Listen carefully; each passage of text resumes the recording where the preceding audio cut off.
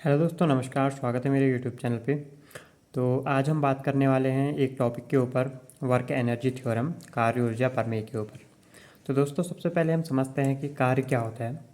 तो कार्य दोस्तों, कोई भी वस्तु है, जैसे किसी भी वस्तु पर अगर हम बाह्य बल आरोपित करते हैं और वो जो वस्तु है वो कुछ दूरी पर जो है विस्थापित हो जाती है।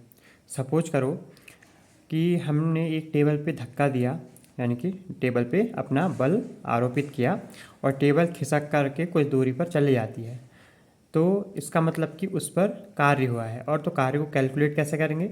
तो कार्य को दिखाते हैं दोस्तों डब्ल्यू से डिनोट करते हैं दोस्तों।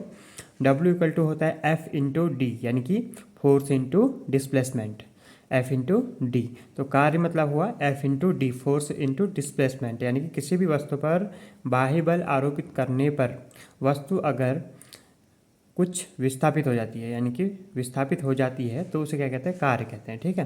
तो अब बात करते हैं दोस्तों ऊर्जा क्या होती है? एनर्जी।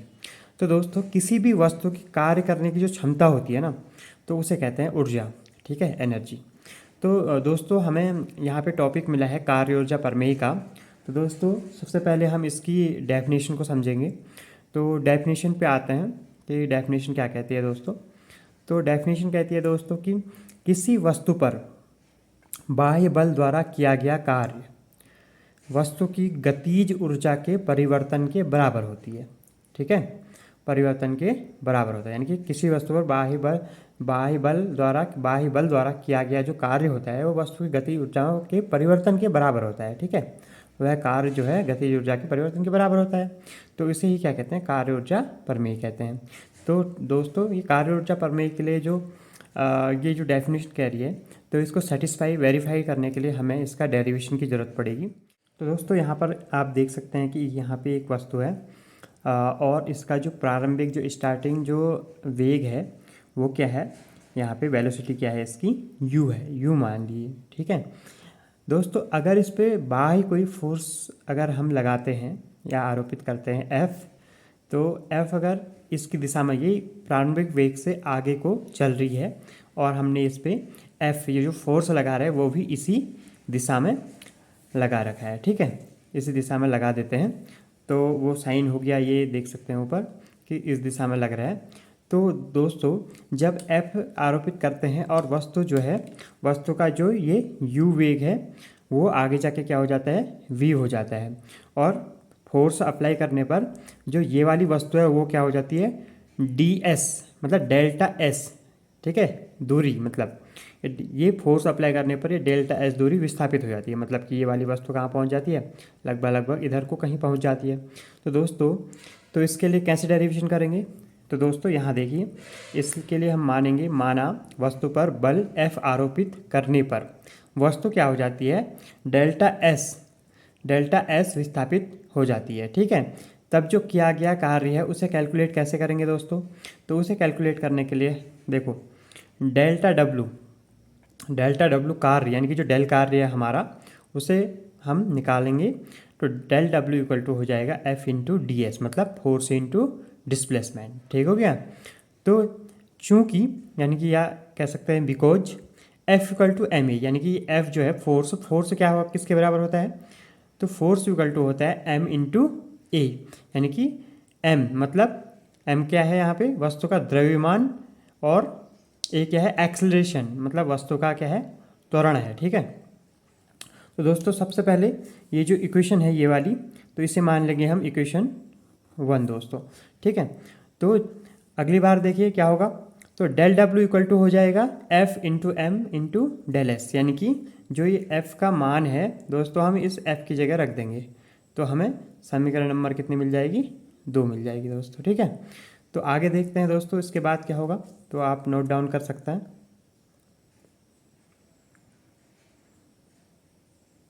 ठीक है दोस्तों, तो कर लिया होगा, तो आगे पलटते हैं कि अब आप जानते हैं दोस्तों कि ए इक्वल टू, यानी कि एक्सलेशन इक्वल टू होता है del V upon del T. मतलब जो हमारा वेलोसिटी है, वेलोसिटी डिफरेंस किसके सापेक्ष? टाइम के सापेक्ष, समय के सापेक्ष वेलोसिटी, यानी कि विस्थापन परिवर्तन क्या कहलाता है? वेग परिवर्तन की दर मतलब त्वरण कहलाती है। ठीक है, तो ए है, तो पिछली वाली समीकरण में आपने देखा होगा दोस्तों कि m into A into D S आया था, तो ए की जगह पे दोस्तों D V upon D T रखेंगे तो हमें समीकरण मिलेगी D delta W equal to M into del V upon del T into del S.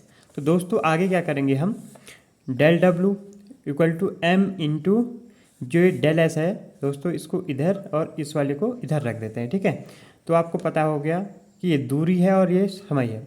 दूरी की अगर समय के सापेक्ष परिवर्तित होती है तो दोस्तों हमें क्या मिलता है, क्या मिलता है दोस्तों, वेलोसिटी मिलती है। ठीक है, तो वेलोसिटी मिलती है, तो दोस्तों ये del S upon del T की जगह पे क्या आ जाएगा दोस्तों, वी। तो डेल डब्लू हमें जो समीकरण मिलेगी वो क्या मिलेगी, del W equal to M into V, यानी कि V del S upon del T हो गया वी और बचा डी वी डेल वी। तो अब करेंगे दोस्तों हम समाकलन, तो समाकलन करेंगे यहाँ पे डेल वी के सापेक्ष और यहाँ पे डेल डब्लू।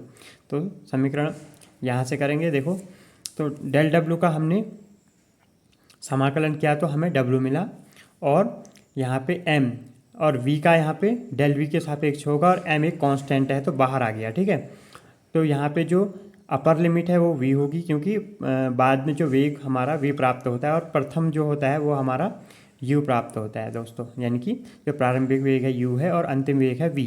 तो वी अपर लिमिट होगी और यू लोअर लिमिट होगी। ठीक है, तो वी के सापेक्ष जब डेल वी के सापेक्ष वी का डिफरेंशियल समाकलन यानी कि इंटीग्रेशन करेंगे तब क्या होगा दोस्तों, वी स्क्वायर यानी कि कौन से वाले सूत्र से, X N equal to X N plus one upon N plus one से दोस्तों।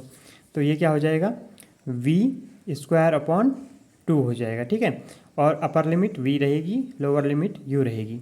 तो दोस्तों फिर आगे खुलेगा ये, तो डब्ल्यू इक्वल टू हो जाएगा एम अपॉन टू।